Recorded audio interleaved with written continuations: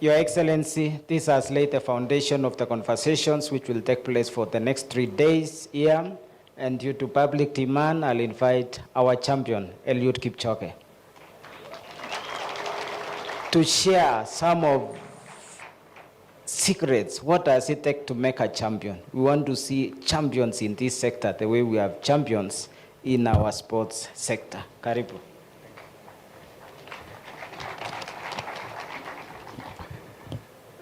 Prime Cabinet Secretary, CS, PS President, Wasingishu leadership led by the Kafena, Area MP, all protocols observed. Good afternoon. As a proud resident of Eldoret, I welcome you to our city, the home of champions. The AI and Software Summit could not have come at a better time. The world once knew a world of predictable positions, fixed playbooks, and clear finish lines no longer exists. All great races of our time in business, in government, technology, and sport are changing. The question today is not who can run the fastest, but who can adapt the fastest. Let me speak from the world I know best. That's the sport. Every part of it is feeling the heat. At the Tokyo Olympics in 2021, where I ran the marathon, was moved to Sapporo because Tokyo was too hot to host it. And I can tell you, it was truly hot. At the Paris Olympics in 2024, temperatures were even higher. For the first time in my career, I did not finish. It was a humbling reminder that even the strongest preparation can be tested by the power of a changing planet. Across the world, the story is the same. Footballers now stop mid-match for cooling breaks. Tennis players wait for the courts to cool. Some marathons begin at 4 in the morning to escape dangerous heat. By 2050, 1 in 4 cities may be too hot to safely host the endurance events. Closer home, our training grounds in 10 here in Eldoret and in Kaptagat are getting warmer every year. If there is one field where innovation and technology are urgently needed, it's sport, and even more so, sport in Africa and here in Kenya. Climate change is no longer a distant threat. It's a daily opponent. It affects how we train, how we recover, how we compete. If we do not adapt, we risk losing not just the medals, but the joy, fairness, and unity that sports brings to the world. That's why software and artificial intelligence have become essential to sports survival.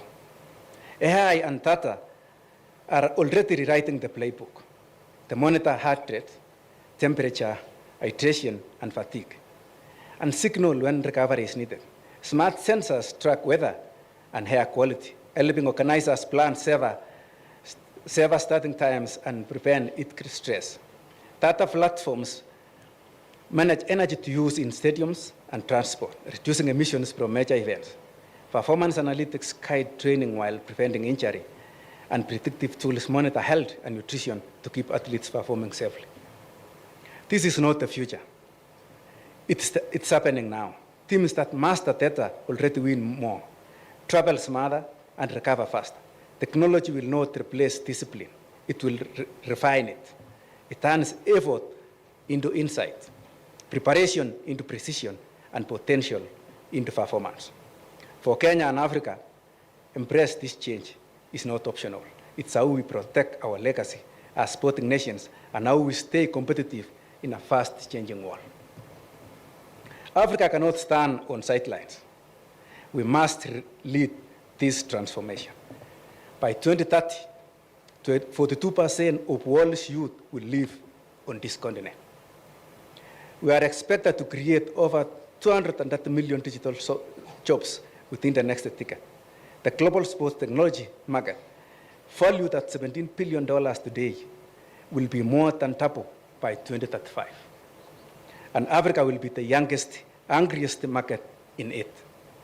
Here in Kenya, the government has already recognized this opportunity.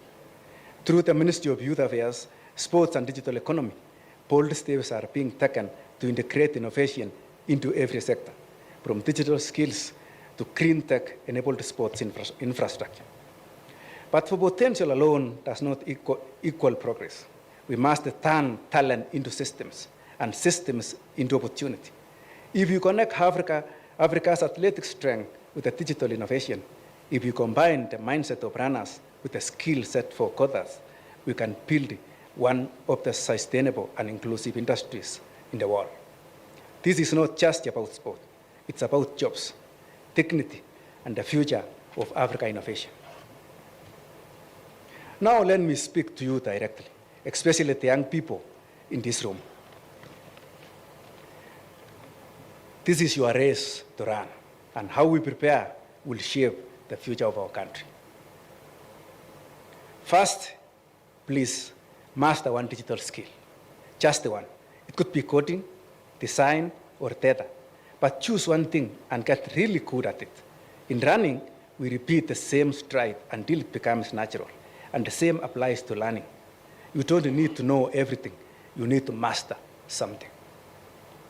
Secondly is solve the real problems. Don't wait for the perfect opportunity.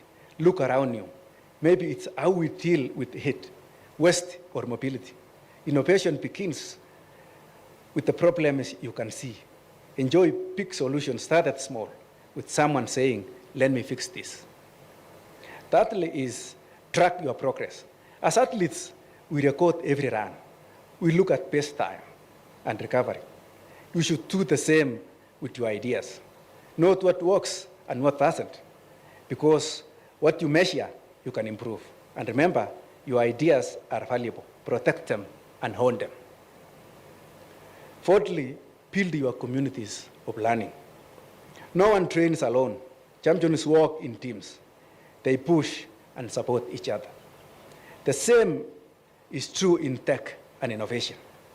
Find your squad, people who challenge you, share ideas, grow together. Teamwork turns effort into excellence. The fifth one is lead with integrity. Technology should serve people, not other way around. Build things that make life better, tools that empower, not exploit. In the age of AI, ethics is your biggest advantage, because success without integrity is just speed without direction. For policymakers and industry, that's to our leaders, educators, and investors. Preparation needs systems, and systems needs leadership. We must start by bringing digital and climate literacy into every school. The world has changed, and our classrooms must change with it. Our children should learn how to use technology, not just to consume, but to create.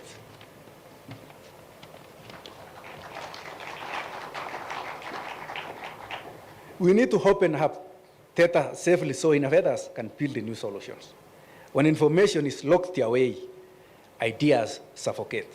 But when data is shared responsibly, it sparks creativity and collaboration. We must invest in green sports facilities, solar-powered stadiums, modern recovery labs, and tech-enabled training centers. These are not luxuries. They are new foundations of excellence. Let us also support pilot projects, not only big programs. The small experiments done in schools, counties, and startups often become the breakthroughs that change everything. And finally, let us build regional partnerships so Africa becomes the world's testing ground for sustainable sport and innovation.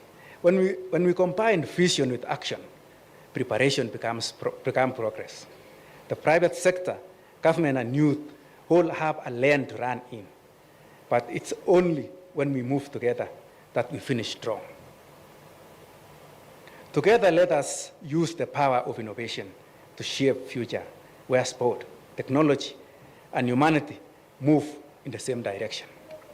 As I prepare for my 7 continents tour, I see it not just as a sporting challenge, but as a global message that in every climate, on every continent, sport can inspire change.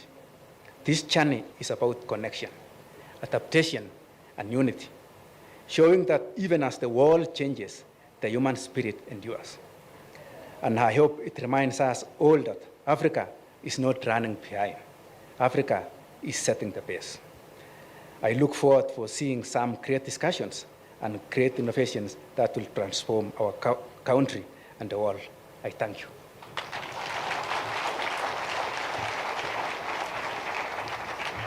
Thank you.